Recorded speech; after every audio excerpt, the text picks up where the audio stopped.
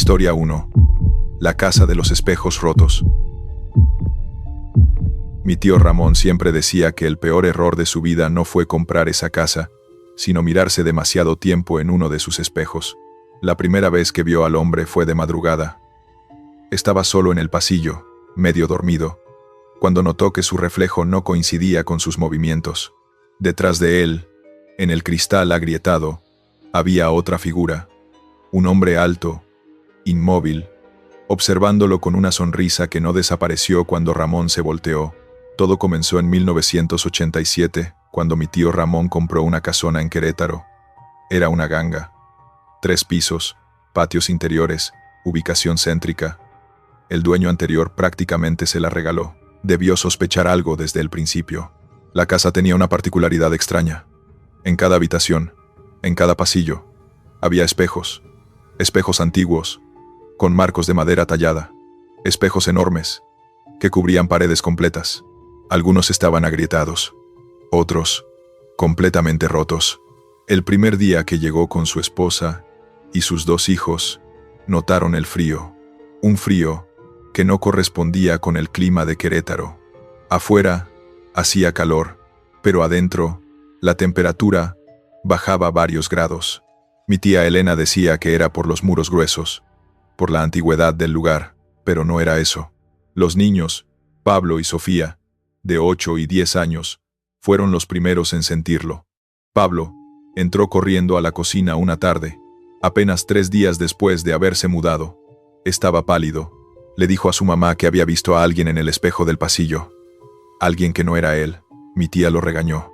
Le dijo que no inventara historias, que la casa era vieja y los reflejos podían jugar con la mente.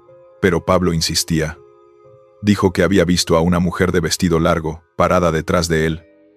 Cuando se volteó, no había nadie. Solo el pasillo vacío y el espejo agrietado. Sofía también comenzó a ver cosas. Decía que por las noches, cuando apagaban las luces, los espejos no quedaban oscuros. Brillaban con una luz tenue, azulada, y en ese brillo se veían siluetas, figuras que se movían despacio, como si caminaran dentro del cristal. Mi tío Ramón no les creyó. Era un hombre práctico, ingeniero de profesión. No creía en fantasmas ni en cuentos de niños asustados. Pensó que era el estrés de la mudanza, el cambio de escuela, la adaptación a una ciudad nueva, hasta que él también lo vio. Fue una madrugada. Se levantó para ir al baño. La casa estaba en completo silencio. Caminó por el pasillo del segundo piso, ese pasillo largo donde había 3 espejos enormes. Uno de ellos, el del centro, estaba roto en diagonal. La grieta dividía el espejo en 2 mitades desiguales. Cuando pasó frente a ese espejo, algo lo hizo detenerse. Su reflejo estaba ahí, pero no estaba solo.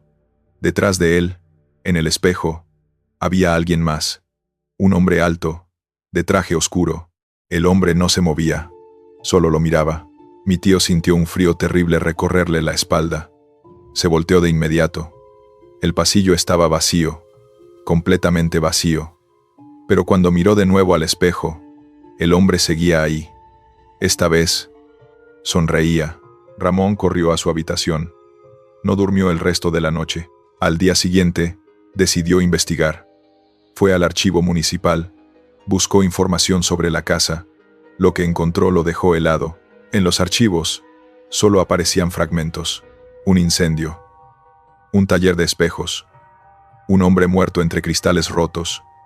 Y una esposa que perdió la razón después, asegurando que su marido seguía atrapado en los reflejos. Nadie lo confirmó nunca. Pero desde entonces la casa nunca volvió a tener dueños estables. Cuando mi tío terminó de leer aquello, supo que tenía que hacer algo. Contrató a un sacerdote para que bendijera la casa. El padre Ignacio llegó un sábado por la tarde, recorrió cada habitación, rezando, rociando agua bendita, pero cuando llegó al pasillo del segundo piso, el padre se detuvo frente al espejo roto. Se quedó muy quieto, mirando fijamente el cristal. Después de un largo silencio, se volteó hacia mi tío y le dijo: «Hay alguien atrapado aquí, y no quiere irse solo». Esa noche fue la peor de todas. Sofía despertó gritando. Decía que una mujer había salido del espejo que estaba en su habitación. Una mujer de vestido blanco, con el cabello largo y enredado, La mujer se había acercado a su cama, había extendido la mano y le había susurrado: «Ven conmigo, no quiero estar sola». Mi tía Elena entró corriendo. Abrazó a su hija, pero cuando miró hacia el espejo de la habitación, ella también la vio. La mujer estaba ahí, dentro del cristal, mirándolas, llorando. Esa misma madrugada, Pablo bajó las escaleras. Estaba sonámbulo. Caminó hasta el primer piso, hasta donde antes había estado el taller. Se paró, frente a un espejo enorme, que cubría toda la pared. Mi tío lo siguió. Preocupado, Pablo levantó la mano y la puso sobre el cristal. Del otro lado, una mano apareció. Una mano que no era un reflejo. Era real. Presionaba desde dentro del espejo. Mi tío agarró a Pablo y lo sacó de ahí. Lo cargó escaleras arriba. El niño seguía dormido pero murmuraba: «Él quiere que abramos la puerta. Dice que lleva mucho tiempo esperando». Al amanecer, mi tío tomó una decisión. Empacaron lo esencial. Se fueron de la casa ese mismo día. Dejaron los muebles, la ropa, todo. Solo querían salir. La casa quedó abandonada nuevamente. Mi tío intentó venderla, pero nadie duraba más de una semana. Algunos inquilinos reportaban los mismos fenómenos.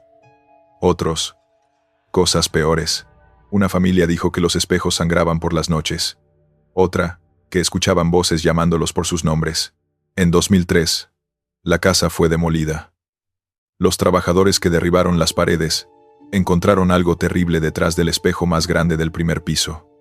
Había un espacio hueco, y dentro de ese espacio había restos, huesos humanos, 2 esqueletos, abrazados, uno con ropas de hombre, otro con un vestido antiguo. Nunca se supo con certeza quiénes eran, pero mi tío siempre creyó que eran aquellos antiguos dueños, atrapados juntos en algún lugar entre el mundo y el reflejo. Años después, ya en otra ciudad, mi tío se despertó una madrugada con la sensación de ser observado. Fue al baño y levantó la vista. Su reflejo estaba ahí. Sonrió un segundo antes que él. Desde entonces, Ramón cubre todos los espejos antes de dormir. Historia 2. El internado olvidado. En 1995, mi prima Daniela consiguió su primer trabajo como maestra en Puebla. Era un internado privado. Un lugar antiguo, alejado del centro de la ciudad. Una casona enorme, convertida en escuela. Tenía todo lo necesario. Aulas, dormitorios, un comedor grande, una capilla pequeña. Era perfecto para jóvenes estudiantes que venían de otras ciudades, o eso parecía. El edificio databa de 1920. Antes había sido un orfanato. Luego pasó a manos de una congregación religiosa que lo convirtió en escuela. Pero siempre tuvo mala fama. La gente del pueblo cercano lo evitaba. Decían que ahí pasaban cosas extrañas. Daniela no les hizo caso, y aceptó el trabajo porque no tenía otra opción.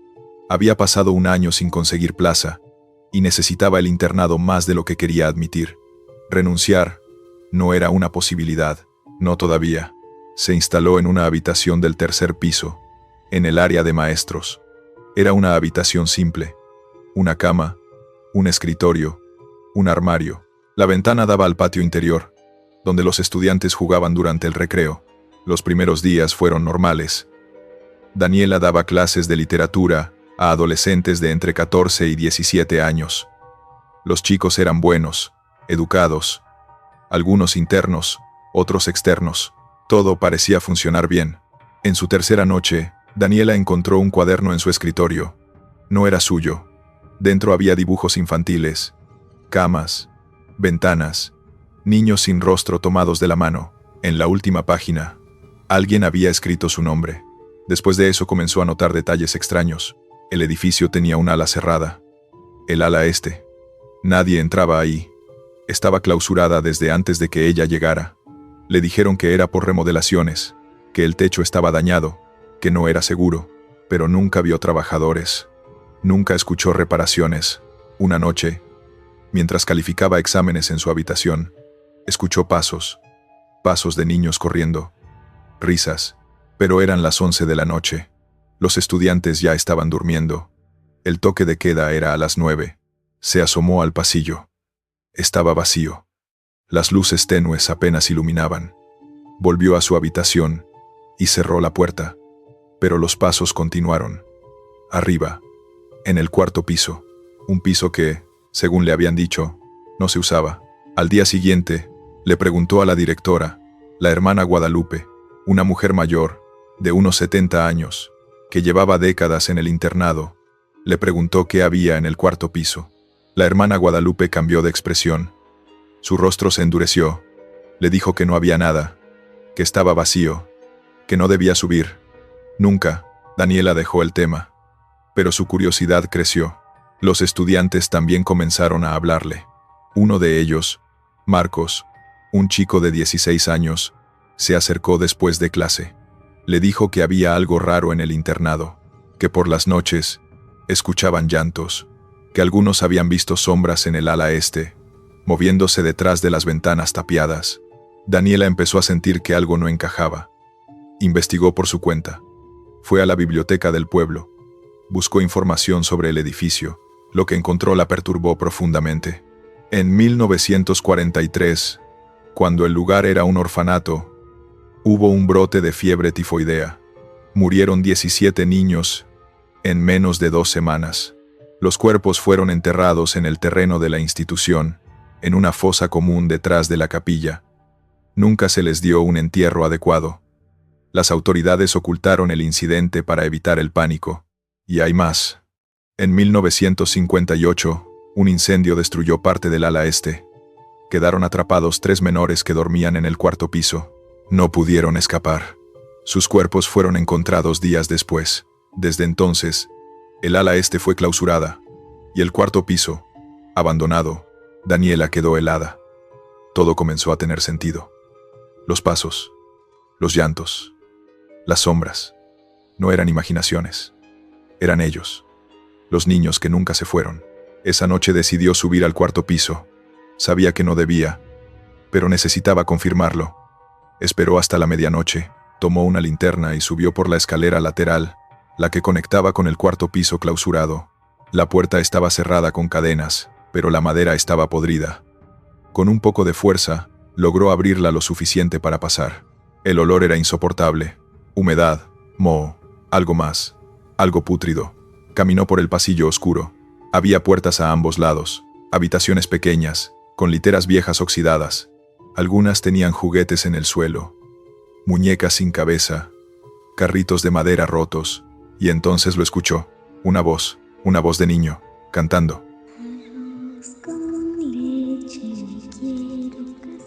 Daniela se detuvo. La voz venía de la última habitación. Caminó despacio, con el corazón acelerado. La puerta estaba entreabierta. Empujó. Dentro, sentado en el suelo, había un niño. No podía tener más de 8 años. Vestía un uniforme antiguo, como los de principios del siglo XX. Estaba de espaldas a ella. Cantaba en voz baja.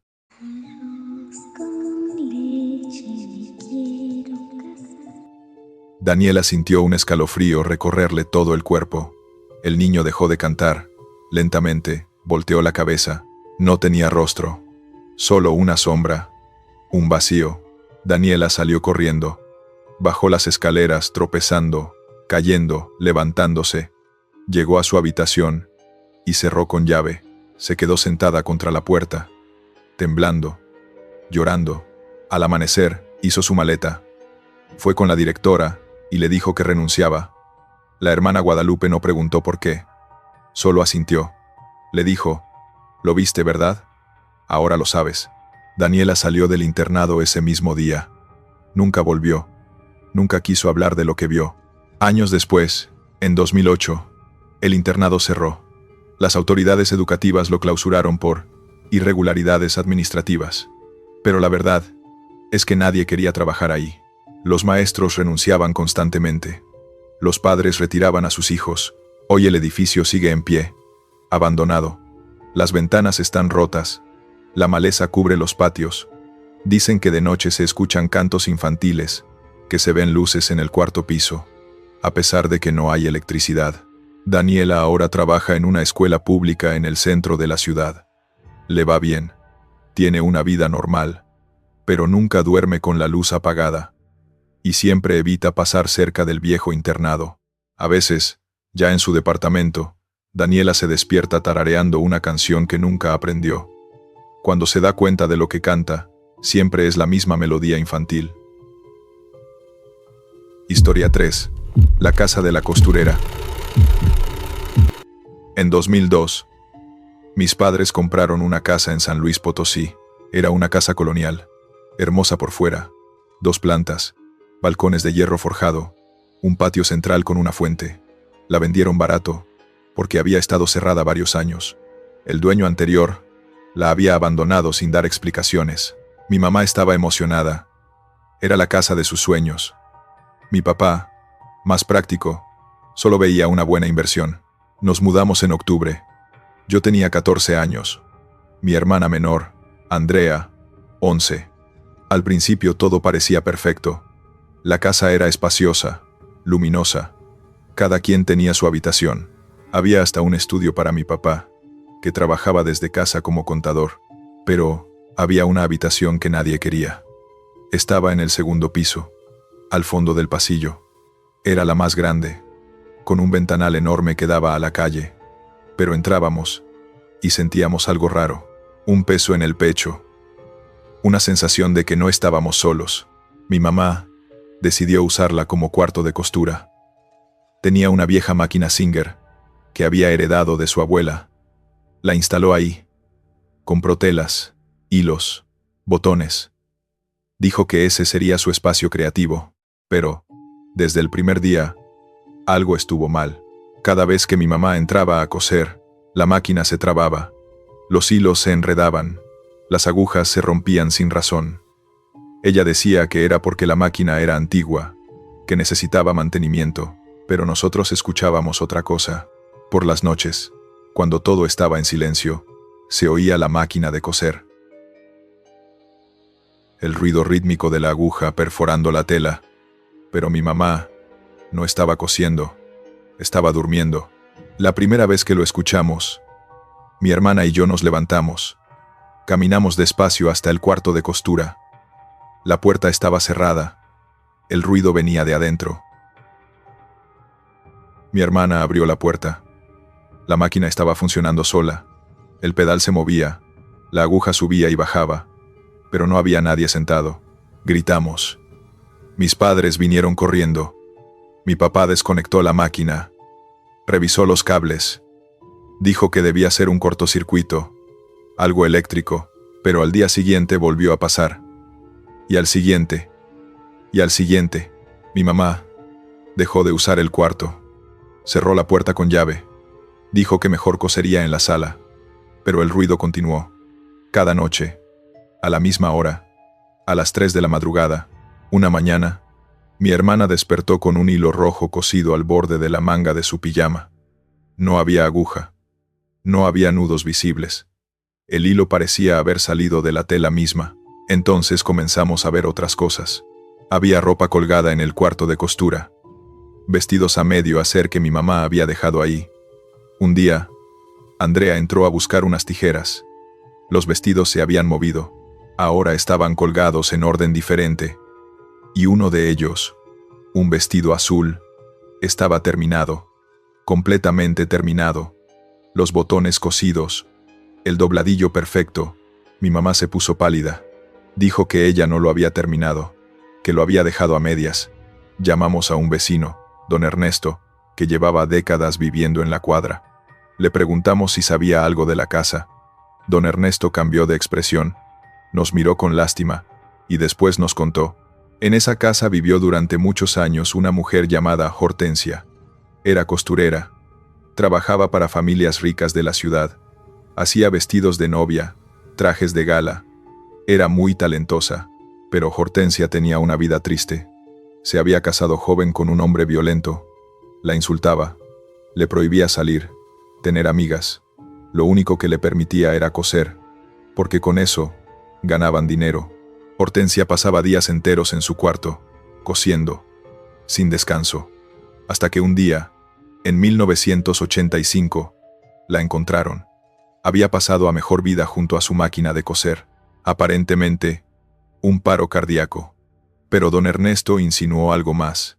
Dijo que algunos vecinos creían que el esposo la había obligado a coser hasta morir. El hombre vendió la casa y desapareció. Nunca lo volvieron a ver. Desde entonces, los dueños que llegaban no duraban. Todos reportaban lo mismo. La máquina que cosía sola, ropa que aparecía terminada, sombras de una mujer sentada frente a la ventana. Cuando don Ernesto terminó de contar, mi mamá empezó a llorar. Dijo que no podíamos quedarnos ahí. Pero mi papá insistió en que eran coincidencias, que no iba a dejar que el miedo nos sacara de nuestra casa. Esa noche fue la peor. Estábamos cenando cuando escuchamos un grito. Venía del cuarto de costura. Un grito desesperado, desgarrador. Corrimos escaleras arriba. La puerta estaba abierta. Dentro, la máquina de coser funcionaba a toda velocidad. Pero no había tela. La aguja cosía el aire. Y en el suelo, con hilo rojo, había escrito una palabra: ayuda. Mi papá desconectó todo. Sacó la máquina de la casa. La tiró. Pero esa noche, de todos modos, volvimos a escuchar el ruido. Como si la máquina nunca se hubiera ido. Andrea comenzó a tener pesadillas. Soñaba con una mujer de cabello largo, sentada en la esquina de su habitación. La mujer la miraba y lloraba. Le pedía que la ayudara, que la liberara. Yo también la vi. Una madrugada me desperté, y ahí estaba, al pie de mi cama, una mujer delgada, con un vestido antiguo. Me miraba con ojos tristes. Levantó una mano y señaló hacia el cuarto de costura. No pude gritar, no pude moverme. Solo la vi alejarse, caminando despacio, hasta desaparecer en la pared. Al día siguiente mis padres contrataron a un sacerdote. El padre Julián llegó y bendijo la casa. Rezó en cada habitación. Pero cuando llegó al cuarto de costura, se detuvo.